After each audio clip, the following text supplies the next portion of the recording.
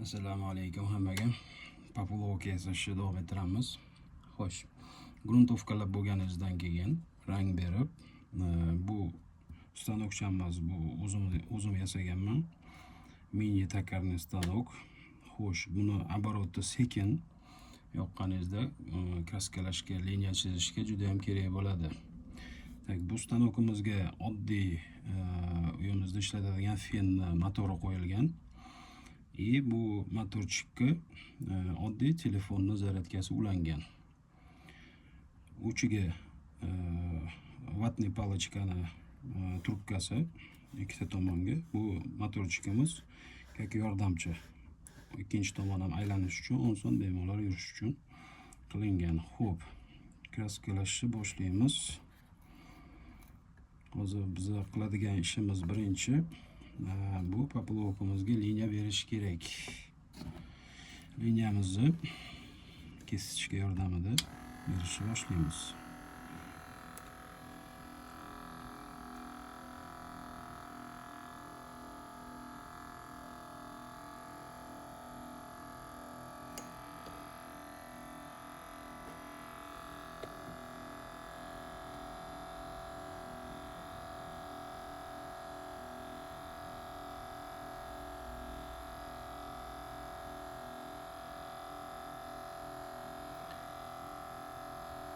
Eng kerakligi shoshilmanglar, sekin-sekin. Agar qo'shimcha daromad qilib uylarda o'zingizlar qiladigan bo'lsanglar, biznes ideya.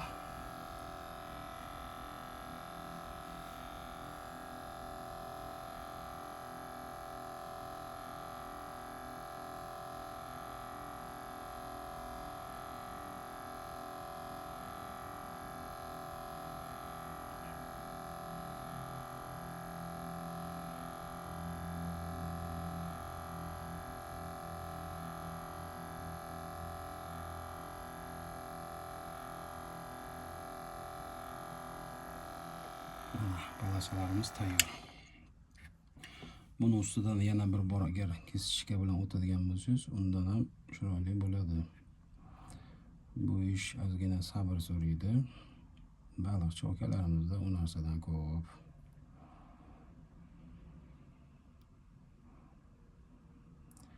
Ishdan tashqari 1-2 soat uyda o'tirib qiladigan ishlardan bittasi akalar.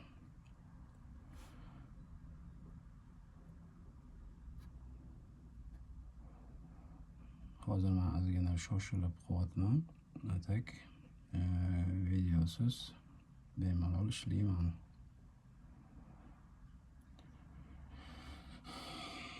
Mana bu tayyor bo'ldi. Ko'rishingiz mumkin. Chiroyli polasa ikkita tushdi. Palasani kelgan rangini o'zingizlarning xohishingizga qarab turib dizayn ko'rinishini bersanglar bo'ladi. Xo'sh, bundan keyingi qiladigan ishimiz buni quritish kerak. Ya'ni sushka. Sushka uchun buni chiqarib olamiz. Zubachistkaga tiqib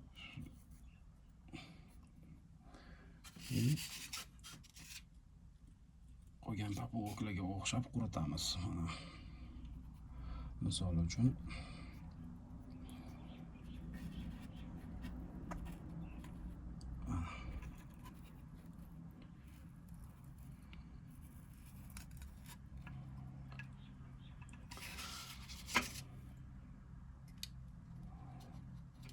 hozir endi boshqa tayyor populovka davomini ko'rsataman. Bizga yana nima kerak bo'ladi? Zubachistka. Zubachistka kerak bo'ladi. Xo'sh. Zubachistkadan tashqari vatniy palochkalarni trubkalari kerak bo'ladi. Buning uchun hozir ko'rsataman. Zubachistka vatniy palochkani ichiga kirgazilib, kleylanadi. Tilaylangandan keyin buni ozgina joyini qoldirasiz. Bu qismi poplov ichiga kirgazib qilinglanadi. Shunda mana sizda уже poplov ko'rinishi hosil bo'lyapti. Xo'sh, undan keyingi qiladigan ishimiz biza uchun malarni skoch kerak bo'ladi. Malarni skochimiz nimaga? Bu antenka ko'rinishini beradi. Malarni skochimizni chiqarib olamiz. Men hozir bu yerda vizualni bilishinglar uchun, ko'rishinglar uchun shu narsani tezlashtiryapman. Tak buni kliklab har bittasini yopishtirish kerak. Antenkani tak malarni skochimizda qilamiz. Yaxshilab yopishtirib olib, buni aylantirishni boshlaymiz. Shoshilmanglar, tez aylantirsanglar qoladi.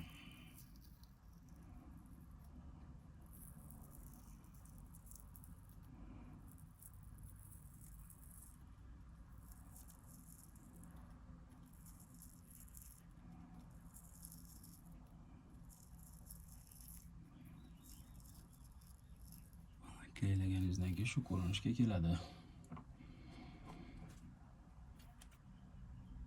Bu yog'ini kesib tashlaymiz. Yopishtirib,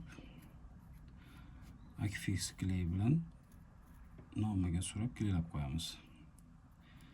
Chiqib ketmasligi uchun. Xo'sh, antenkani uchiga nima qilsa bo'ladi? Hozir ko'rsataman. Bunga ham akfix kley kerak bo'ladi. Bundan bir tomchi shu joyiga tomizasiz. Tomizganingizdan keyin bu nima shapichkaga o'xshab qoladi.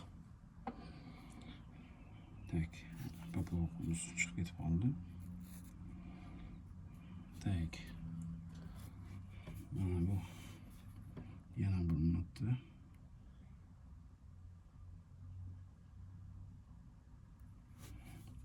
Dumaloq ko'rinishi bo'lib turgan payt siz sprey yordamida buni qotirib olasiz.